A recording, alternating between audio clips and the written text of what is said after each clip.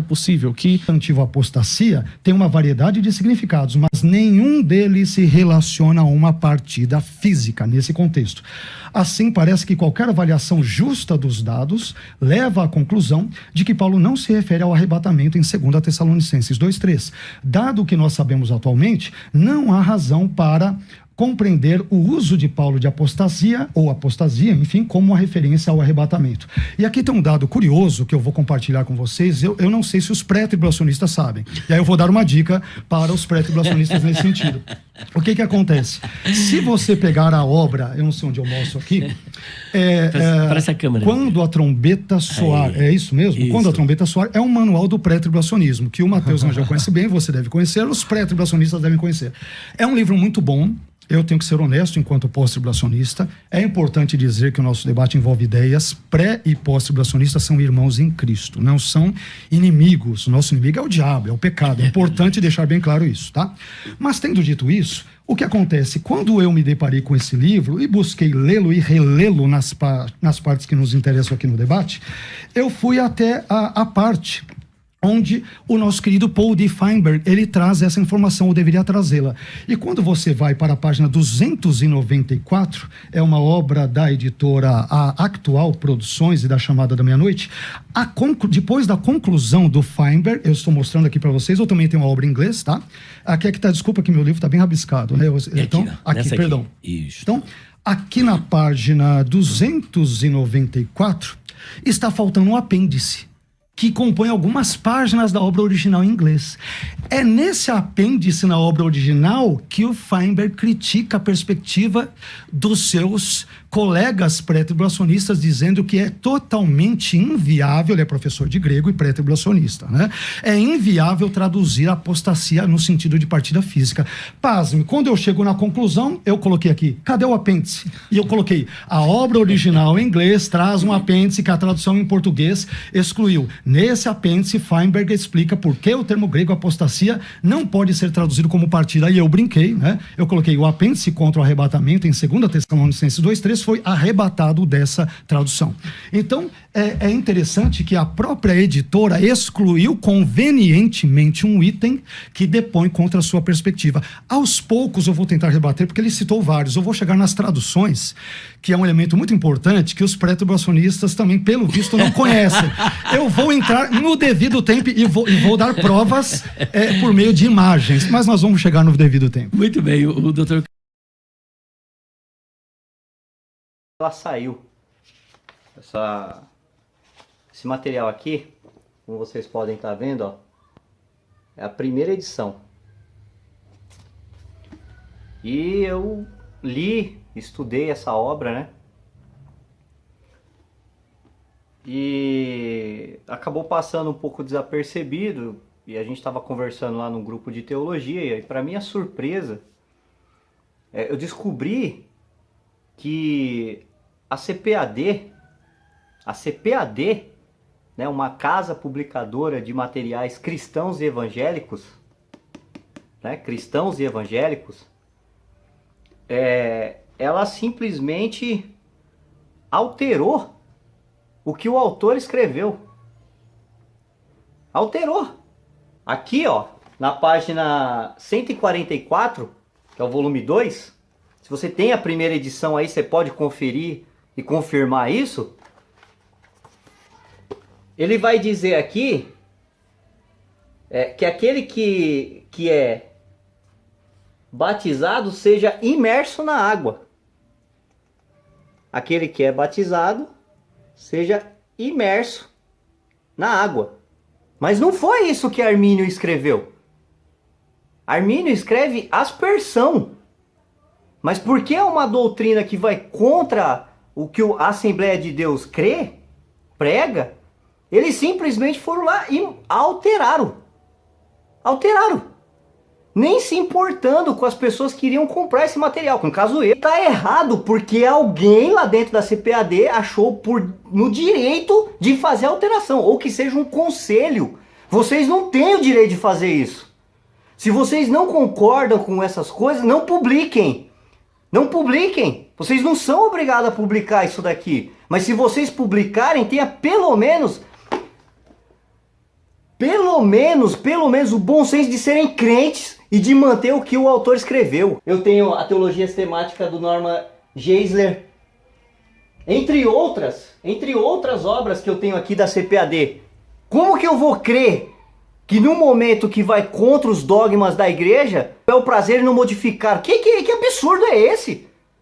Que absurdo é... Aí o que é interessante é o seguinte, na segunda revisão que foi feita, foi colocado lá que por mais que vocês não concordem, que as doutrinas pentecostais não concordem, aí colocaram uma nota de rodapé lá, mas nem na nota de rodapé tiveram a hombridade de reconhecer o erro que cometeram. Irmãos, uma nota muito relevante do dicionário Vini, ok? Abrindo aqui o dicionário Vini, a gente tem aqui uma informação bem interessante, que vai dizer o seguinte, vou dar um zoom aqui para os irmãos poderem ver. Ó, primeira edição em inglês em 1985, né? Foi quando foi publicada a primeira edição em inglês, em 1985. Então o dicionário Vini, em inglês, foi publicado em 1985 e a Bíblia de Estudo Pentecostal foi publicada após 1981, tá? Por que eu estou falando sobre essas datas? O dicionário Vini, em uma página dele, eu vou abrir aqui. Se você tiver o dicionário Vini, você pode estar abrindo na página 754. Aqui, ó, 754. Em línguas, palavra glossa, ok? A CPAD, em 2002, quando ela lançou esse dicionário, ela trouxe todo o conteúdo desse material da obra original, do dicionário Vini original, né? E o que acontece? A nota de estudo aqui em línguas, ele vai fazer todo o trabalho aqui e tal, ok, beleza. No final, o autor vai dizer que os dons de língua cessaram. Eu sou continuista, tá bom? Eu não creio que os dons cessaram. Mas a opinião do autor, ok? A opinião do autor é que os dons tinham cessado e que não haviam nenhuma continuação após a era apostólica. Eu vou deixar o link do site que encontrou essa modificação, adulteração, seja lá o que os irmãos entendam sobre essa questão. Vou deixar o link aqui na descrição para que os irmãos entrem lá e leia o que foi realmente constatado. A pessoa que fez essa constatação, ela traz o original, a tradução do original, ela vai relatar tudo lá no site. E ela faz uma reclamação no Reclame Aqui, que é um órgão onde as pessoas podem estar fazendo suas reclamações de empresas, editoras, enfim, que se sentiu lesado. Isso foi em 2016. Lá no final, só você abaixar e lá no final tem a nota da CPAD respondendo o Reclame Aqui, né? E a gente percebe lá na nota da CPAD que realmente houve sim uma modificação ou adulteração da parte da CPAD. É só você entrar lá e você vai estar lendo. Mas por que eu mostrei aquelas datas logo no começo? Porque aqui na glossária, em línguas, né? Quando chega aqui no final, ele vai falar aqui, eu vou ler, ok? Eu vou dar um zoom aqui, quero mostrar para os irmãos, tá bom? Quando chega aqui no final, então vem a explicação de Vini, ok, Atos. Quando chega aqui no final, ele vai dizer assim, os dons espirituais, como profecias e línguas, ciências, terminarão no final da presente era, na ocasião, o que é perfeito, né? Versículo 10, ou seja, no fim, deixa eu mostrar aqui, do presente era, quando então o reconhecimento e o caráter do crente se tornarão perfeitos na eternidade. Depois da segunda vinda de Cristo, até chegar esse tempo, precisamos do Espírito Santo e dos seus dons na congregação. Não há nenhuma evidência aqui, ou em qualquer outro trecho das Escrituras, que a manifestação do Espírito Santo através dos seus dons cessariam no final da era apostólica. Bíblia de Estudo Pentecostal. Veja que eles colocaram aqui, entre parênteses, Bíblia de Estudo Pentecostal. Ou seja, desde essa, abre aspas aqui, até aqui, foi tirado da Bíblia de Estudo Pentecostal. Qual é o problema disso? Isso daqui não é o que o autor,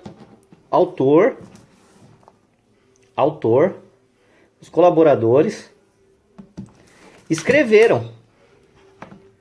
Eles não poderiam ter usado a Bíblia de Estudo Pentecostal, porque a Bíblia de Estudo Pentecostal foi publicada depois, posteriormente a 1991, conforme mostrado pela própria Bíblia de Estudo Pentecostal. O dicionário Vini, ele é anterior. Ele é anterior à sua primeira publicação, conforme mostrado também aqui no vídeo. O que é interessante é que a CPAD e nem a Thomas Nelson colocou uma nota, um verbete, informando que esta parte aqui foi colocada pela editora e não pelo autor. Ou seja, que eles fizeram uma modificação, que eles cortaram, que eles, enfim, fizeram alguma coisa. Não tem nenhuma nota, ó. Aqui já vai para outra palavra.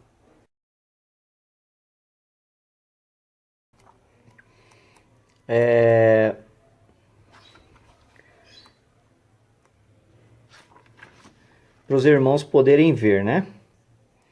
Lá ele vai trazer também essa parte de cruz. A CPAD, ela também modificou o que o autor escreveu sobre cruz no dicionário Vini. E eu fui ver esse trecho que eles modificaram com o Dicionário Internacional de Teologia. Com o Dicionário Internacional de Teologia da editora Vida Nova, essa parte aqui concorda com o Dicionário Internacional de Teologia. Mas qual que é o ponto? O ponto é que esta parte aqui não está em conformidade com o que o autor escreveu. Né? Novamente, não tem nenhum verbete aqui dizendo que esta parte, onde foi modificada, foi feita pela editora CPAD, não sendo o que o autor escreveu, porque isso seria correto. Então, quando você for ler essa parte aqui de cruz, essa primeira parte aqui até o primeiro parágrafo, não foi o autor que escreveu em si, mas a própria editora que foi lá e fez a alteração. No link que eu vou deixar aí, o rapaz vai explicar tudo bonitinho sobre essa questão aqui que é importante. Dê uma passadinha lá, leia com calma, leia lá, é importante. Essas coisas devem ser mostradas, porque quem está comprando material precisa saber disso. Então, o que acontece? Eu vou falar como consumidor. Né? Primeiro eu vou falar como consumidor. Como consumidor, a gente se sente realmente lesado. Né? Por quê? Porque quando a gente compra um material, uma obra, a gente quer saber o que o autor escreveu. Se a editora não concorda com aquilo, ela não é obrigada a publicar o material. Mas ela tem e deveria manter o que o autor escreveu, ou no mínimo colocar uma observação dizendo que aquela parte que o autor escreveu foi retirada e a editora adicionou essa nota, ou esse verbete, ou essa parte, ou esse parágrafo no lugar. Porque pelo menos eu vou ler e vou falar assim, não, realmente isso aqui não foi do autor, isso aqui é da editora. Isso é honesto, isso é certo, isso é justo. Agora eu vou lá, compro o material, vou ler o material, vou ensinar aquilo que o material está dizendo. E aí, com o tempo eu me deparo e vejo que o que está escrito ali não foi o autor que escreveu. Isso frustra as pessoas, né? Como consumidor, eu fico olhando e falo assim, qual é a credibilidade dos materiais dessa editora? No sentido que ela vai realmente publicar aquilo que o autor escreveu, fielmente o que o autor escreveu. Se ela não concorda,